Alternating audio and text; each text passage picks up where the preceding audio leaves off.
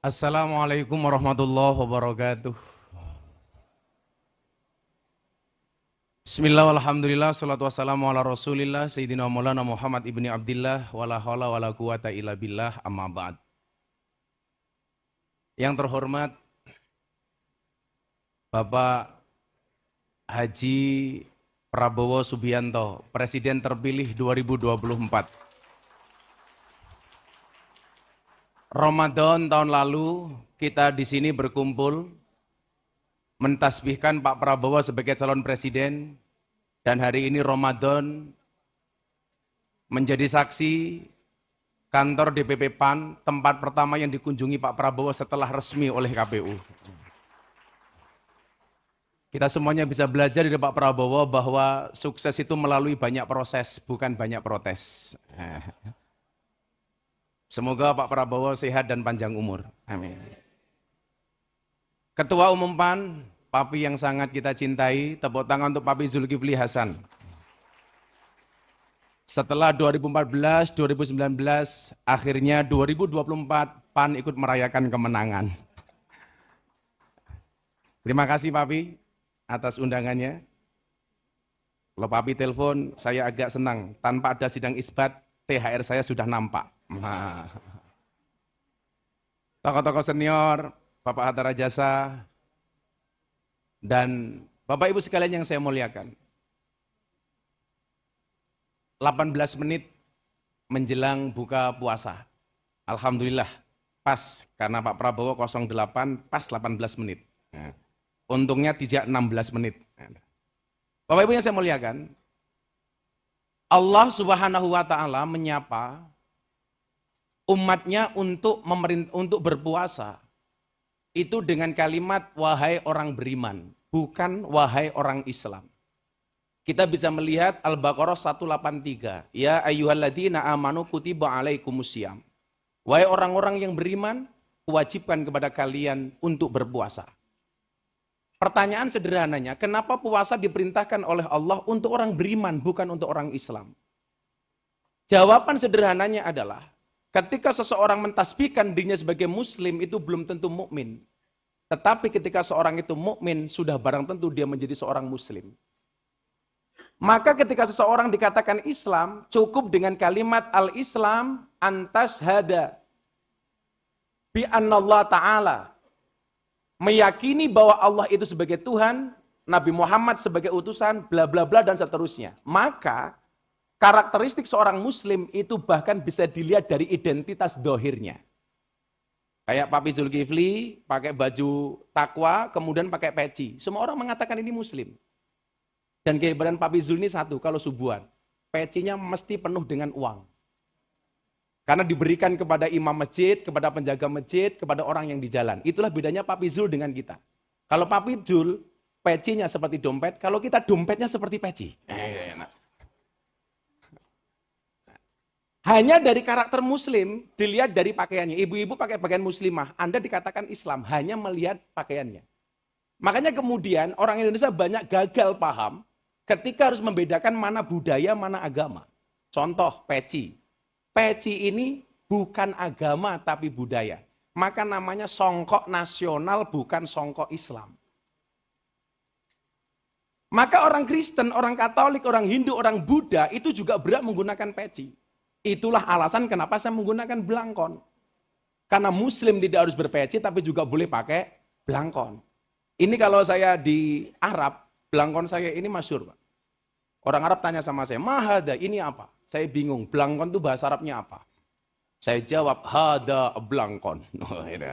Orang Arab tanya lagi, mau belangkon? Belangkon itu apa? Saya jawab, inna urroksi, wadain das. Wadai kepala. Ini viral. Nah, demikian juga kita melihat identitas KTP seumpamanya. Nama Yandri, agama Islam.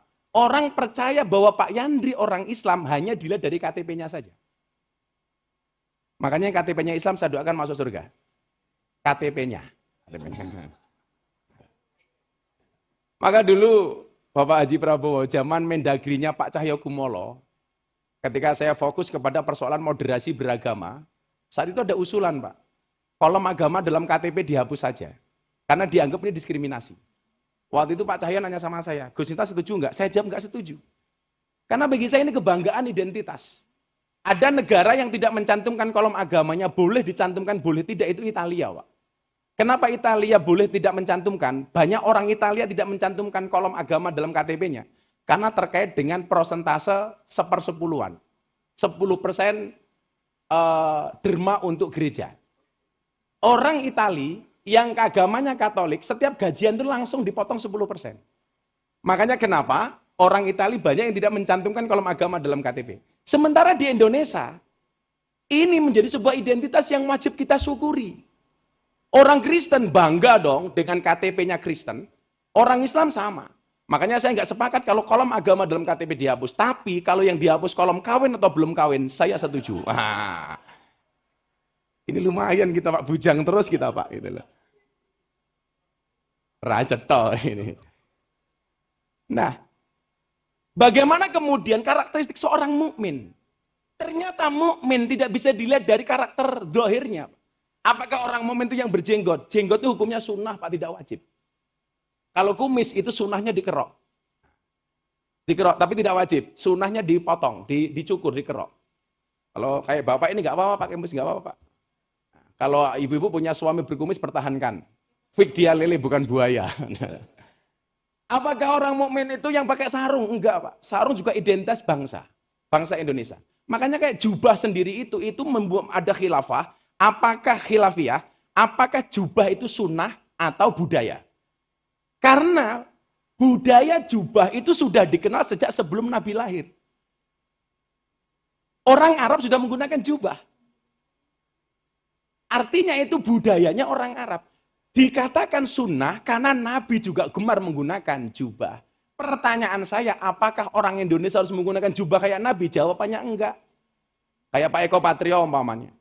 Narik becak pakai jubah, kan malah bahaya Pak. Gitu loh. Maka karakter orang beriman bisa kita lihat di dalam surat Al-Anfal ayat 2. Apa ciri-ciri orang beriman? Innamal mu'minuna alladzina idza dzukirallah wajilat qulubuhum wa idza tuliyat alaihim ayatu zadathum imanan wa ala rabbihim yatawakkalun. Minimal ada 3 Pak karakter orang beriman itu. Yang pertama, idza dzukirallah wajilat qulubuhum. Ketika disebutkan nama Allah bergetarlah hatinya. Itulah alasan kenapa semua pemimpin ketika dia disumpah pasti menggunakan kalimat demi Allah. Besok kita akan melihat prosesi bagaimana Bapak Prabowo ketika dilantik menjadi seorang presiden, beliau akan mengambil sumpah dengan kalimat demi Allah. Saya bersumpah memenuhi kewajiban sebagai Presiden Republik Indonesia dengan sebaik-baiknya. Itulah kenapa Umar bin Khattab, Abu Bakar, ketika dilantik menjadi seorang khalifah, dia mengatakan, Inna lillahi wa inna ilaihi raji'un. Demi Allah Pak Prabowo, kami yang mendukung Bapak, jalan surga bagi kami akan sangat terbuka. Manakala Bapak bisa membawa bangsa ini kepada kesejahteraan dan kemakmuran. Satu kalimat yang terus saya ingat ketika Pak Prabowo datang di pondok saya setelah dari DPP PAN. Apa tujuan Bapak untuk menjadi seorang presiden? Beliau menyampaikan, Gus, saya pengen mengembalikan hak-hak bangsa Indonesia. Saya pengen mengembalikan hak rakyat Indonesia sehingga bangsa ini bisa tersenyum, sehingga rakyat ini bisa tersenyum. Demi Allah, Gus, kalau rakyat Indonesia sudah bisa tersenyum dengan kembali hak-haknya, saya pengen mati dalam keadaan tersenyum. Itu kalimat Bapak Prabowo Subianto. Sehingga bagi kami, bangsa Indonesia punya harapan. Ketika kami mendukung dan Bapak menjadi presiden yang luar biasa untuk bangsa ini, pintu surga kami terbuka melalui kepemimpinan Bapak Prabowo. Itulah kenapa kalimat sumpah di atas undang-undang. Demi Allah, baru kemudian menjalankan Undang-Undang Dasar 1945. Karena ciri orang beriman adalah idza dzukirallah wajilat qulubuhum. Ketika disebutkan nama Allah bergetarlah hatinya. Kemudian yang kedua ciri orang beriman, wa idza tuliyat alaihim ayatuhu zadathum imanan. Ketika ditunjukkan tanda-tanda kebesarannya, maka bertambahlah imannya. Bagi orang kaya, Allah menunjukkan tanda-tanda kebesarannya dengan menghadirkan orang miskin. Bagaimana orang kaya kemudian mampu menolong orang miskin. Bagi mereka yang kuat, Allah menunjukkan tanda-tanda kebesarannya dengan mereka yang lemah. Sehingga dengan kekuatannya dia mampu menolong orang yang lemah. Sebagai seorang pejabat, Allah tunjukkan tanda-tanda kebesarannya dengan rakyat yang menderita. Maka di situ kemudian Nabi mengatakan, wallah fi aunil abdi, maka nal abdu fi auni akhi. Demi Allah, Allah akan menolong hambanya manakala sang hamba mau menolong saudaranya. Sehingga mohon maaf Bapak-bapak, Anda yang kalian terpilih menjadi caleg, menjadi DPR dan lain sebagainya, perlu saya sampaikan, tanggung jawab Anda tidak hanya kepada rakyat, Pak. Makanya kemarin saya sindir, saya bilang, saya itu sekarang kalau buka puasa, dikasih es teh manis, gulanya tidak pernah saya aduk. Kenapa? Supaya manisnya di akhir. Kenapa? Karena kalau manisnya di awal sudah biasa, kayak mulutnya caleg. Allah mengingatkan kita. Bagaimana orang miskin itu menjadi tanggung jawab negara. Itu tanda-tanda kebesaran Allah. Makanya kenapa kemarin saya bilang, saya itu jualan programnya Pak Prabowo gampang Pak. Soal makan gratis, apalagi saya NU Pak, yang identik dengan makanan gratis. Ketika Nabi Ibrahim membangun Ka'bah bersama Ismail, Ka'bah selesai, Allah datang kepada Ibrahim. Apa kata Allah kepada Ibrahim? Ya Ibrahim, wahai kekasihku Ibrahim. Lukmatan fi batni ja'id. Satu suap nasi di perutnya orang miskin. Khairun indi. Itu lebih baik bagiku kata Allah. Min bina'il Ka'bah. Daripada membangun Ka'bah. Ka'bah yang begitu fenomenal, Pak. Derajatnya menurut Allah itu lebih baik bagi Allah ketika kita menyantuni orang miskin. Ketika kita menolong orang miskin. Dan ini tugas negara, Pak. Dan ini menjadi program prioritas bagi Pak Prabowo. Sehingga sering saya sampaikan, orang kaya itu dikatakan al-ghina man qana'a wal fakir man toma'a. Orang kaya itu adalah orang yang merasa cukup, sementara orang fakir itu adalah orang yang tomak. Calon-calon anggota DPR PAN ingat ya, tomak itu hurufnya ada 3 Pak. Tok, mim, ain. Bentuk 3-3-nya gak ada yang bagus Pak. Tok, bokongnya besar, badannya kecil. Mem, kepalanya besar, kakinya kecil. Yang paling celaka ain Pak. Mulutnya besar, perutnya gede Pak. Hati-hati Pak. Makanya saya bilang, idealnya pemimpin itu ya harus kaya dulu baru jadi pemimpin. Bukan jadi pemimpin baru kaya. Orang yang sudah selesai dengan urusan pribadinya, itu baru ideal untuk menjadi pemimpin. Contoh kecilnya, saya bilang, dulu ketika saya membangun pondok, warga tanya, istri saya tanya sama saya begini, Beb,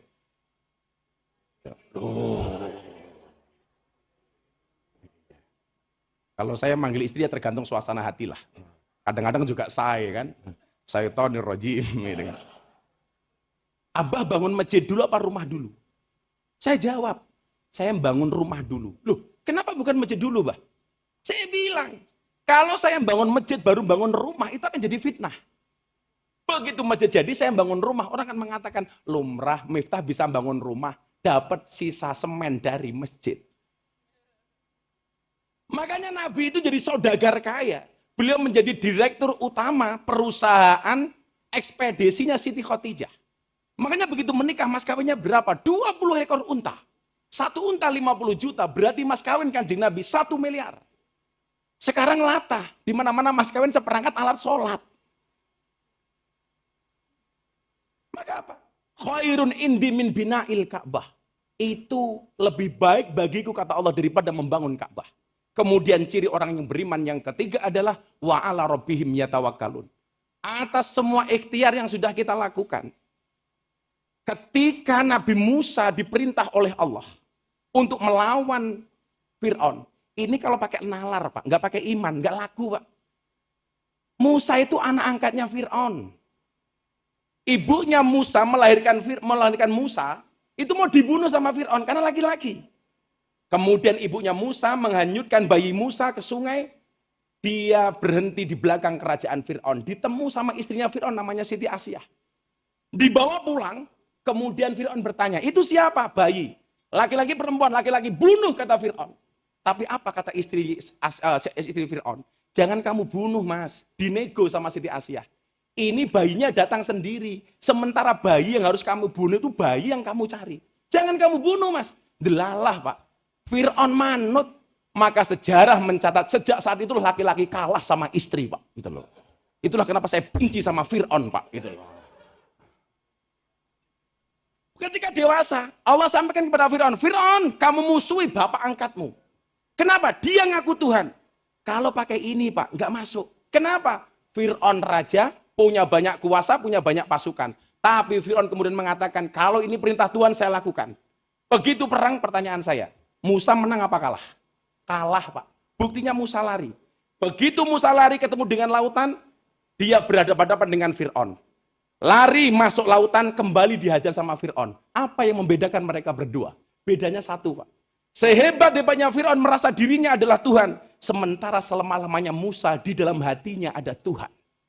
Sehingga kemudian mereka, apa yang terjadi? Allah memberikan pertolongan kepada Musa dengan memenangkan Musa dengan jalan lautan yang terbelah menjadi jalan.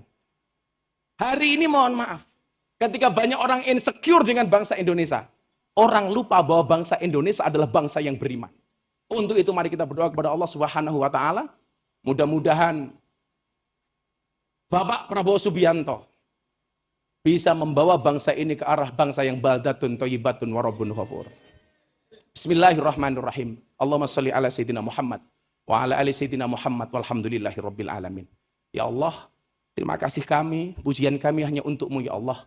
Atas semua karunia-Mu, atas semua rizki-Mu, atas semua nikmat-Mu ya Allah. Wabil khusus, dengan telah berlangsungnya pemilihan presiden dengan nyaman dan damai ya Allah.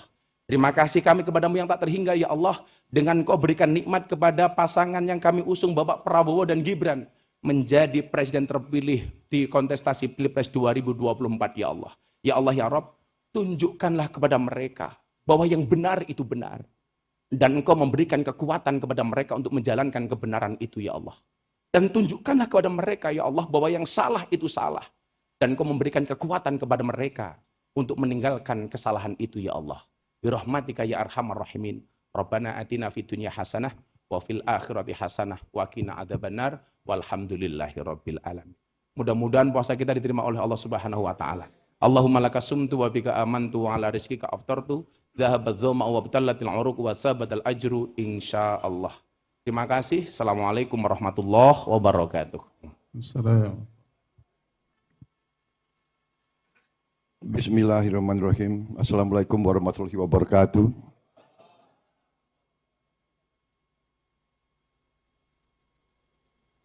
Sebagai insan yang bertakwa, marilah kita tidak henti-hentinya memanjatkan puji syukur kehadirat Allah Subhanahu wa taala. Kita masih diberi kesehatan, masih diberi nafas untuk sore hari ini berbuka puasa di markas besar PAN dalam keadaan sehat walafiat, tidak kekurangan sesuatu apapun.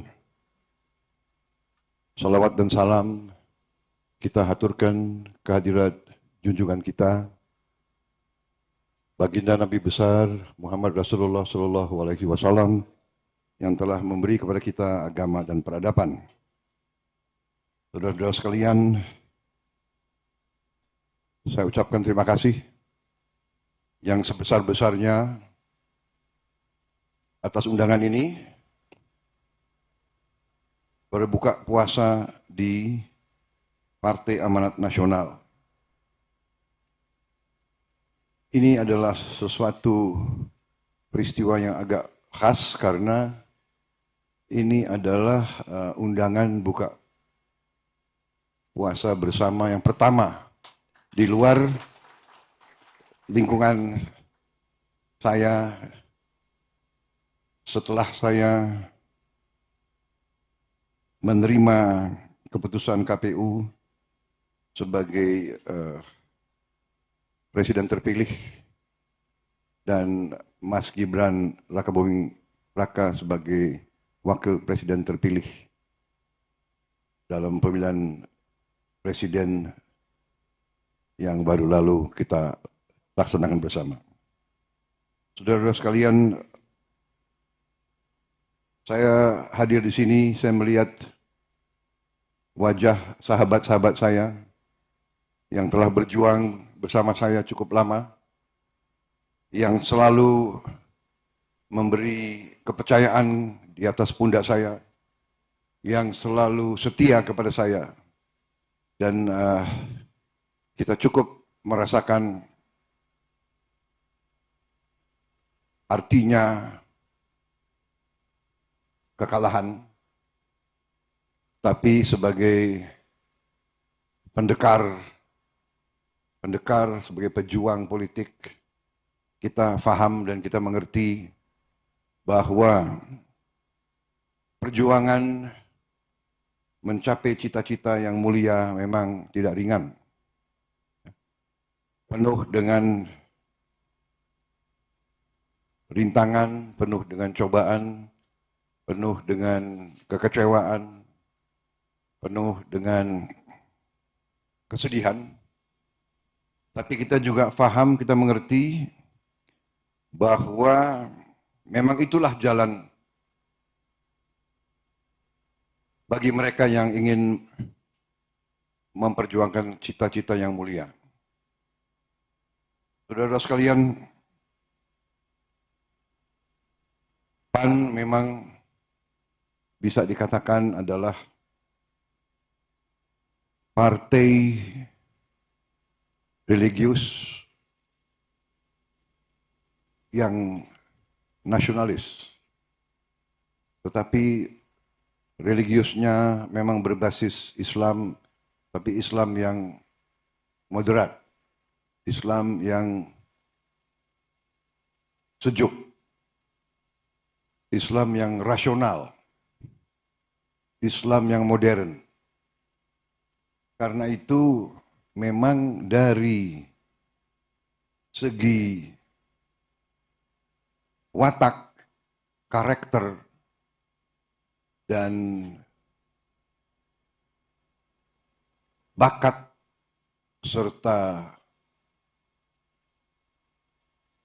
sikap pandang tokoh-tokoh dan kader-kader PAN cocok dengan tokoh-tokoh dan kader-kader partai-partai kebangsaan yang lain. Karena itu, PAN itu mudah untuk diajak berkawan. Dan kalau diajak berkawan, ya menjadi kawan sejati. Gitu. Karena ya Gus Miftah, kawan itu ada banyak jenisnya. Ya, sampai dalam bahasa Inggris itu ada dikatakan a friend in need is a friend indeed. Kawan sejati adalah kawan di saat susah. Kalau di saat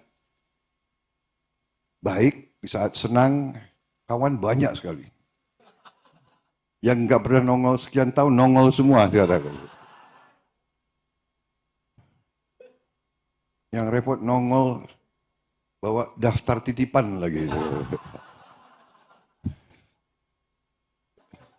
Ya, jadi ya saya dikatakan Pak Jokowi mengatakan ya Mas Bowo ya itulah nanti Mas Bowo siap-siap aja.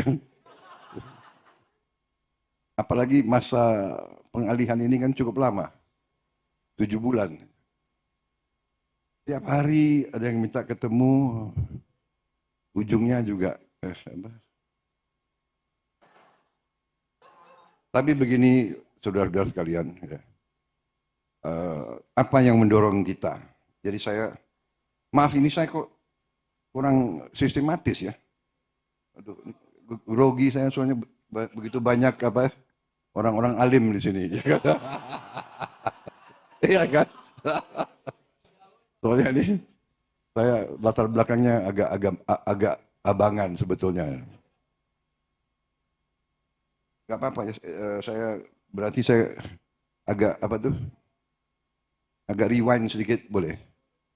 Yang saya hormati Bapak Zulkifli Hasan, Ketua Umum Partai Amanat Nasional, kawan saya, wakil saya dahulu kala, Pak Atta Rajasa, Ketua Majelis Penasihat Partai,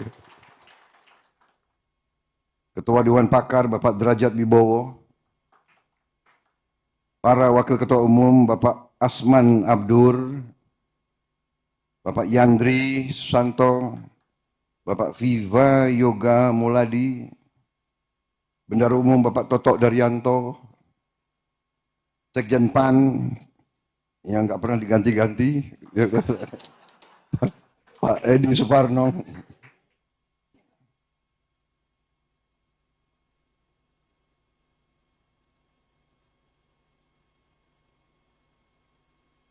saya nggak tahu jabatannya Gus Miftah apa di PAN ini.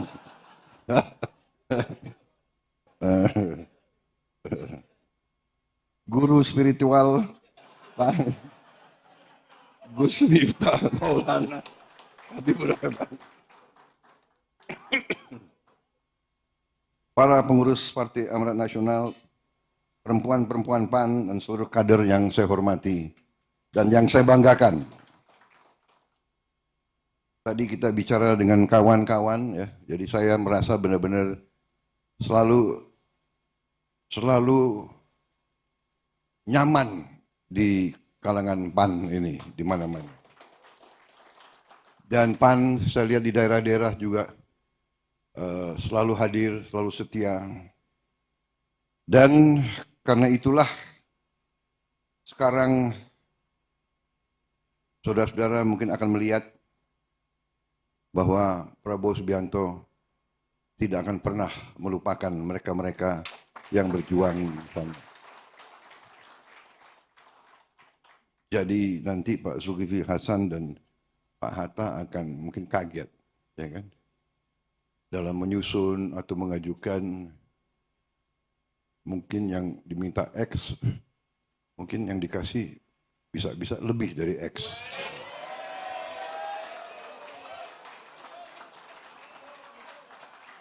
Tapi syaratnya tentunya, syaratnya adalah memang akan diberi putra-putri yang terbaik. Saudara-saudara, kita berjuang di politik ini,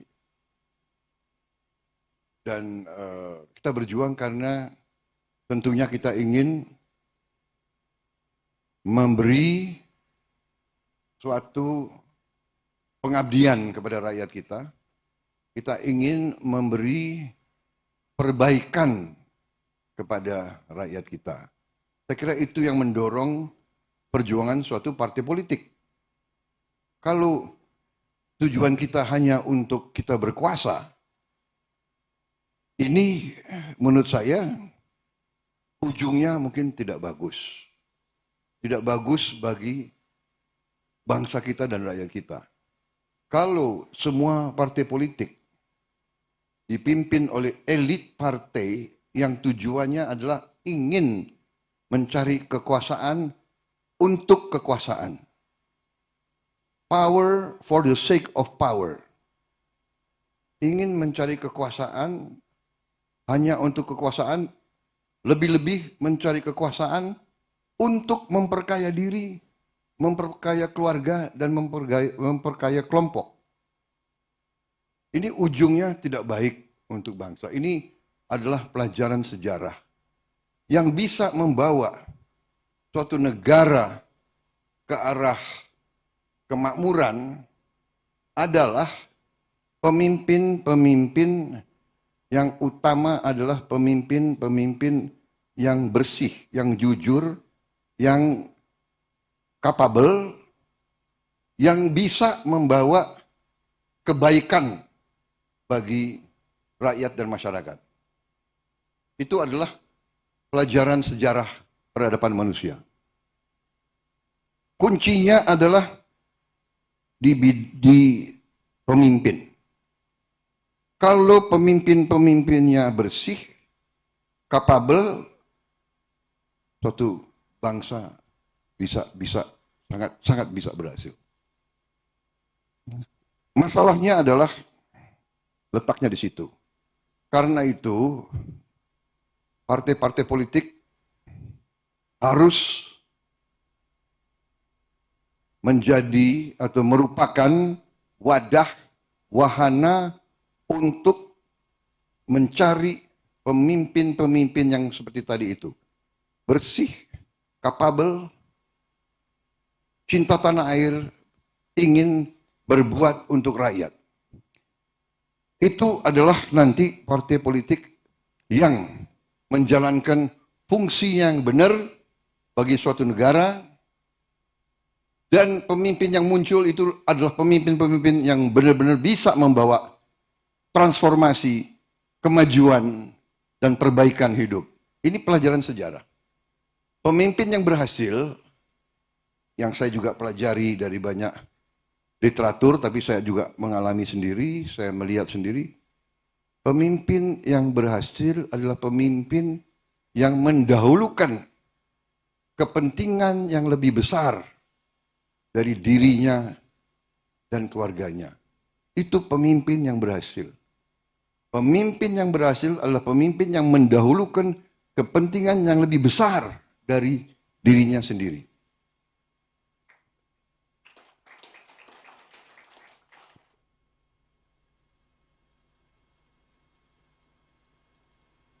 Kenapa saudara-saudara berhimpun?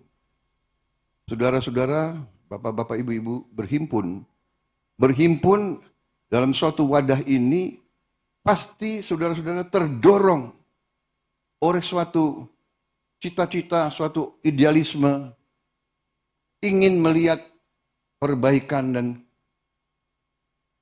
peningkatan hidup bangsa kita.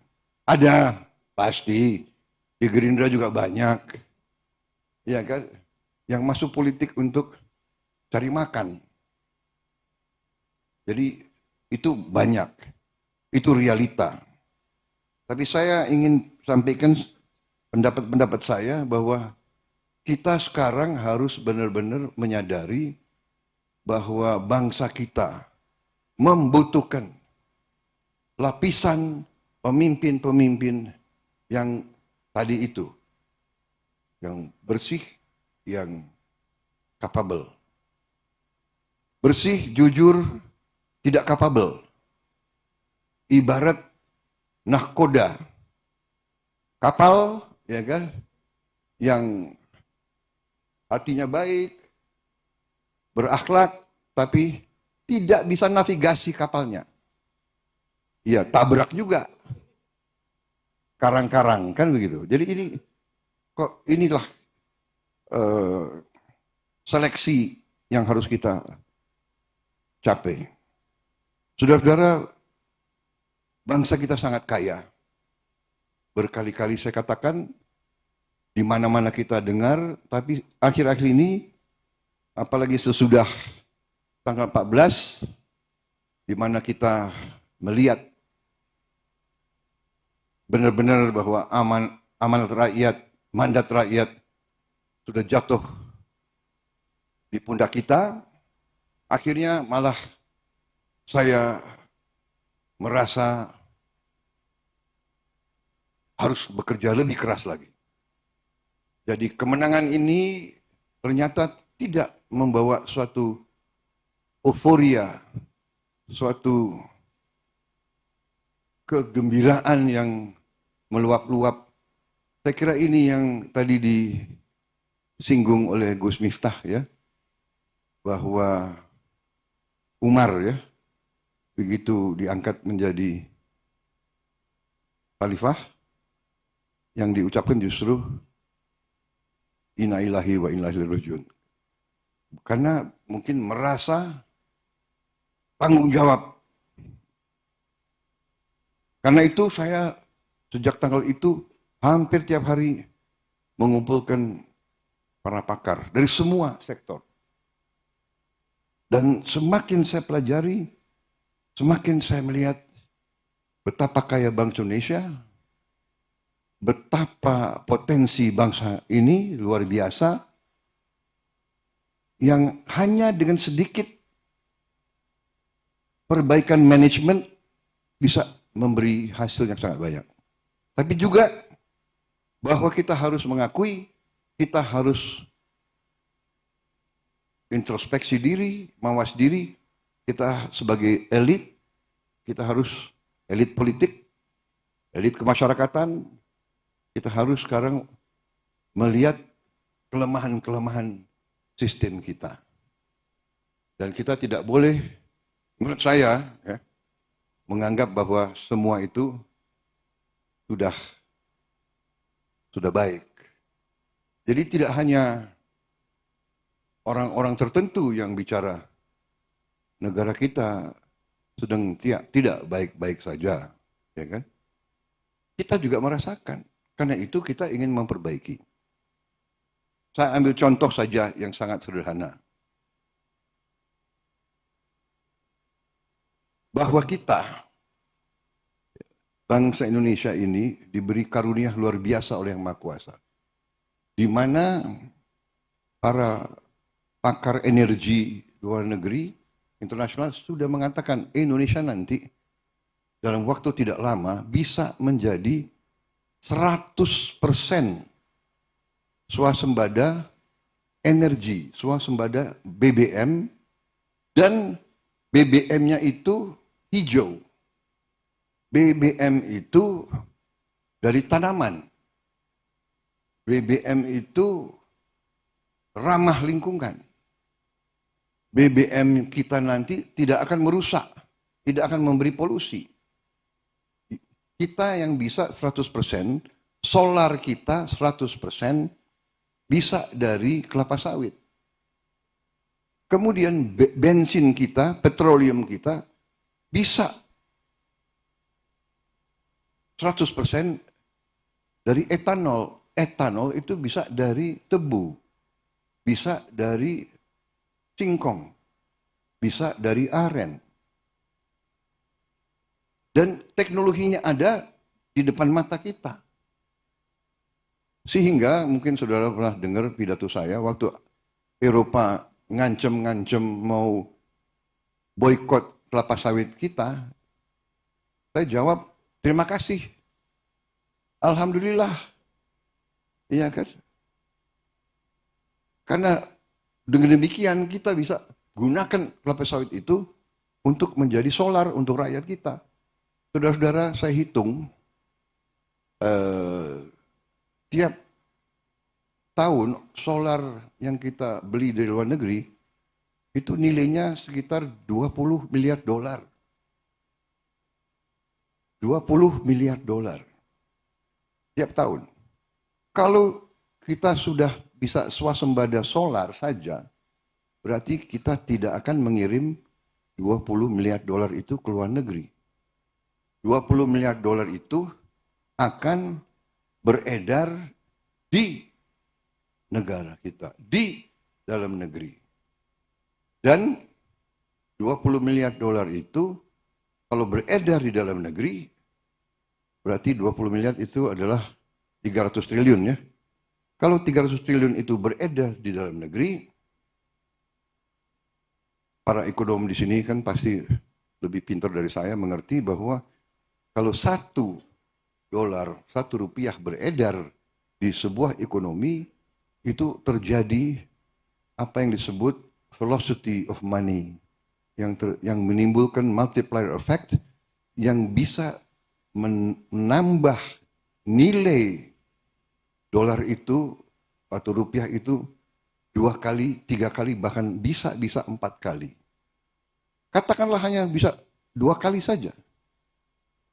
Berarti kalau 300 triliun beredar, itu nanti dampaknya bisa menimbulkan nilai 600 triliun. Katakanlah 300 triliun saja. Kalau kita hitung, ya, itu saja sudah bisa menambah pertumbuhan GDP kita 2%.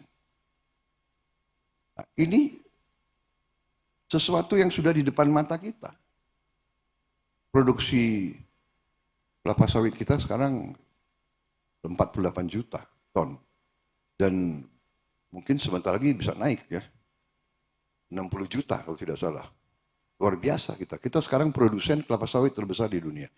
Ini satu saja, saya katakan, hanya satu. Yang kedua, hanya dengan manajemen yang lebih baik.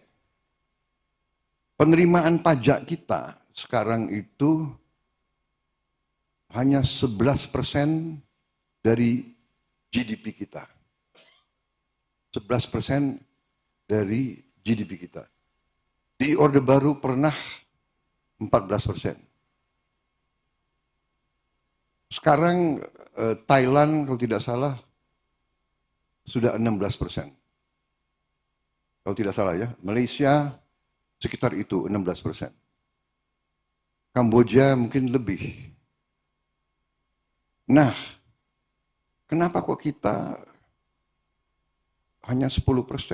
Bedanya apa orang Thailand, orang Malaysia, orang Kamboja sama kita? Bedanya apa? Kulit sama, warna rambut sama. Jadi ada apa? Apakah kita lebih bodoh dari orang Malaysia? Apa kita lebih bodoh dari orang Thailand? Apa kita lebih bodoh atau kita lebih malas? Atau kita lebih apa? We must find an answer. Kita harus tanya. Itu yang harus kita tanya kepada ahli-ahli perpajakan kita. Ya kan?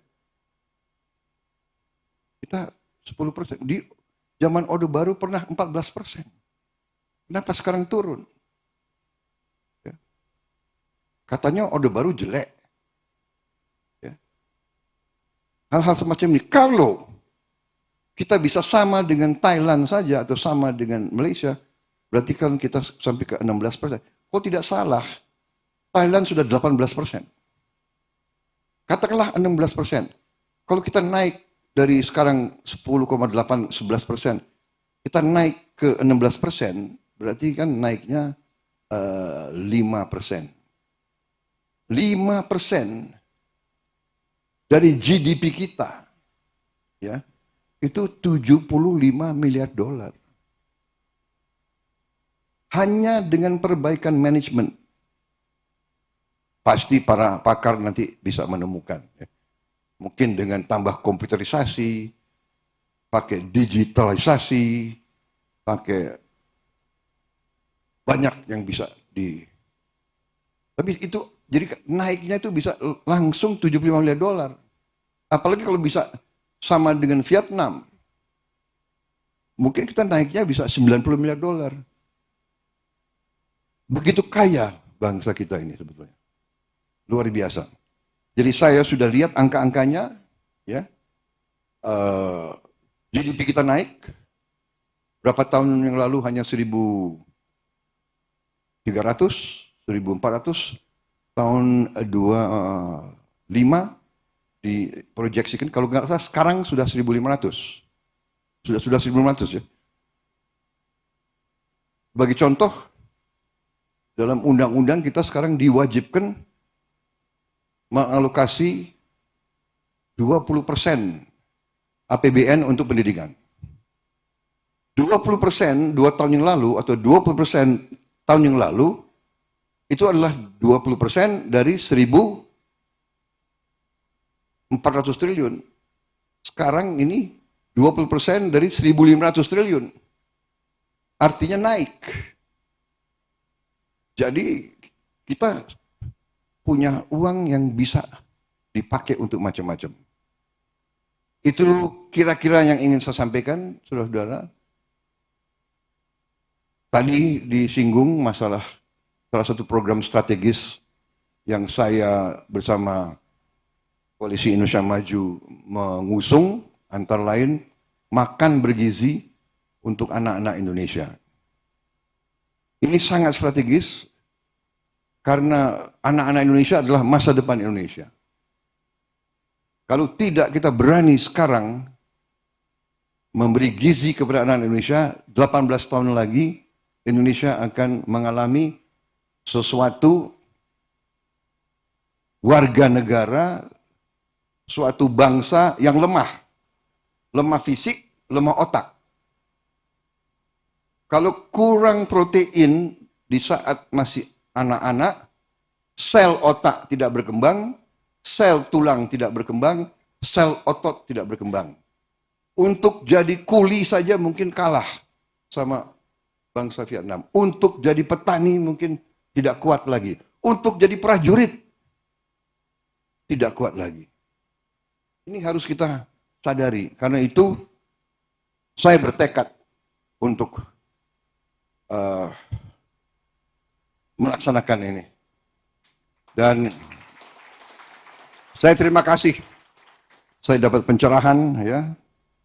Dan bahwa dalam Islam memberi makan kepada mereka yang membutuhkan itu memang sangat diwajibkan. Berarti walaupun saya sering diejek dan sering dihina, nggak ada urusan saya.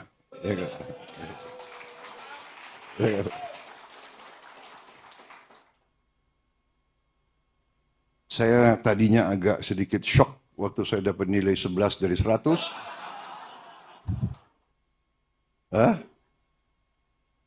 Tetapi sekarang saya terima kasih sebetulnya sama.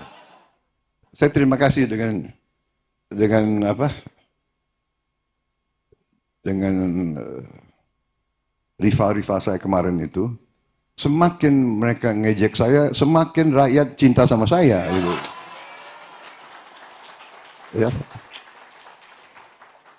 Saya sangat terharu saya lihat anak-anak Indonesia.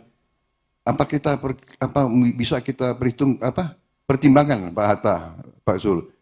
Usia nyoblos kita turunkan jadi 10 gitu. Kita menang besar, Pak. Saya terharu karena saya lihat ya di vlog-vlog itu ya, di sosmed ya, anak-anak nangis-nangis, marah-marah kalau orang tuanya nggak pakai kaos gemoy. Ya. Padahal aku tadinya ngerti aja nggak apa itu gemoy itu. Memang PAN ini luar biasa ini. PAN partai religius, ya kan? Taat agama, tapi saya lihat artisnya banyak sekali. Lebih berani kadang-kadang dari partai kebangsaan ini. Gerindra kalah.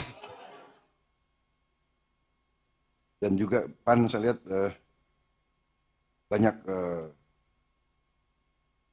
banyak kader-kader yang semangat, yang selalu gembira, senyum. Jadi inilah saya kira watak bangsa Indonesia, keinginan rakyat kita ingin pemimpin-pemimpin selalu gembira, selalu senyum, selalu rukun. Itu yang kita rasakan, ya kan? Mereka yang mau pakai pola politik yang selalu antagonistis, selalu marah-marah, selalu caci maki, saya kira iya nggak mengikuti zaman, tidak merasakan apa yang diinginkan oleh rakyat. Rakyat kita tidak suka, rakyat kita suka pemimpin yang rukun. Ini juga membutuhkan waktu lama bagi saya untuk belajar. Jadi saudara-saudara, saya mau minta maaf kepada PAN ya, seolah bahwa saya mungkin kurang menghormati pengorbanan PAN. Tetapi alhamdulillah sekarang kita diberi kesempatan ya. Kesempatan ini harus kita manfaatkan dengan sebaik-baiknya. Harus kita buktikan kepada rakyat Indonesia bahwa di tangan yang benar, di tangan yang ikhlas, kumpulan suatu tim, suatu lapisan orang-orang yang niatnya baik, yang hatinya bersih, kita bisa berbuat banyak. Kita bisa benar-benar tadi kekayaan yang begitu berlimpah-limpah, kita kelola dengan sebaik-baiknya.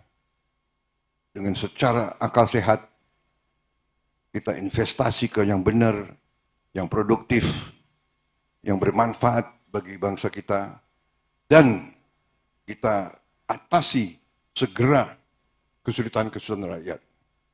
Kita harus swasembada pangan. Tidak ada alternatif. Tidak ada alternatif. Saya bicara sudah puluhan tahun. Swasembada pangan, swasembada pangan, swasembada pangan. Puluhan tahun. Dan saya diejek, dan sempat ada elit, tokoh-tokoh Indonesia yang mengatakan tidak perlu. Cukup import dari bangsa lain. Luar biasa itu. Heran saya ada pemimpin Indonesia yang menganjurkan lebih baik import daripada swasembada. Kalau situasi kedaruratan, ya, ada kekurangan, kita import terpaksa. Tapi bukan impor tanpa kita berjuang untuk swasembada. Saudara-saudara sekalian, ya kan? Pemikiran ekonomi neoliberal, free market, perdagangan bebas, iya, dalam keadaan ideal. Dalam keadaan tidak ideal, tidak akan berlaku. Kalau terjadi perang di mana-mana, dan sekarang terbukti terjadi perang di mana-mana, ya kan? Semua negara tutup, yang punya produksi tidak akan izinkan pangan keluar dari negaranya. Kita bagaimana kalau kita tidak punya cadangan kita sendiri? Ini adalah akal sehat yang Maha Kuasa memberi kepada kita. Lahan yang cukup, manajemen, political will, kehendak politik. Jadi saya yakin bersama PAN, bersama teman-teman dari Koalisi Indonesia Maju, kita akan wujudkan apa yang dituntut, apa yang diperlukan oleh bangsa kita. Untuk merdeka, untuk mandiri, kita pertama harus mandiri pangan. Lucu, negara mengatakan dirinya merdeka, tapi tidak bisa memberi makan kepada rakyatnya sendiri. Lucu, harus import. Ini harus kita perbaiki. Dan saudara-saudara, ternyata saya sudah bicara dengan beberapa pakar, ya. Saya bicara, diberi penerangan kepada dari Menteri Pertanian yang sekarang, yang saya anggap sangat kuasai masalah pertanian. Dalam 3 tahun, insya Allah kita akan kembali swasembada. Dan setelah itu, dalam 4 tahun, 5 tahun, kita akan menjadi lumbung padi dunia. Di banyak bidang, jadi saya kira saya tidak terlalu lama lagi, ya. Ini hanya karena saya ingin menyampaikan kepada teman-teman PAN, terima kasih atas dukunganmu, terima kasih atas kesetiaanmu, terima kasih atas kepercayaanmu kepada saya, terima kasih atas kepercayaan Anda semua kepada diri saya. Merasa benar-benar terhormat, saya merasa benar-benar terharu. Karunia yang diberikan yang Maha Kuasa luar biasa pada bangsa kita, luar biasa. Rumput laut bisa jadi plastik, rumput laut bisa jadi bahan petuah-petuah nenek moyang kita. Petuah-petuah nenek moyang kita. Ingat, ilmu padi semakin berisi, semakin menunduk. Semakin diberi kepercayaan, semakin waspada. semakin bertekad untuk menjaga, jangan sampai mengecewakan kepercayaan itu.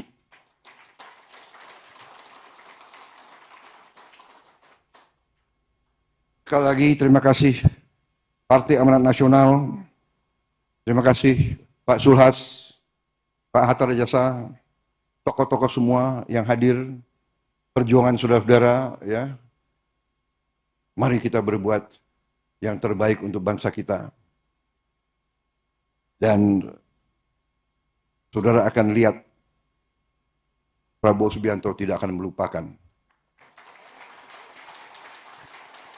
mereka-mereka yang berkorban dan berjuang bersama. Saya kira itu, ya. Karena tidak dikasih kopi di sini, saya akhiri. Dan nanti ada yang mau terawih dan sebagainya. Wassalamualaikum warahmatullahi wabarakatuh. Salam sejahtera bagi kita sekalian.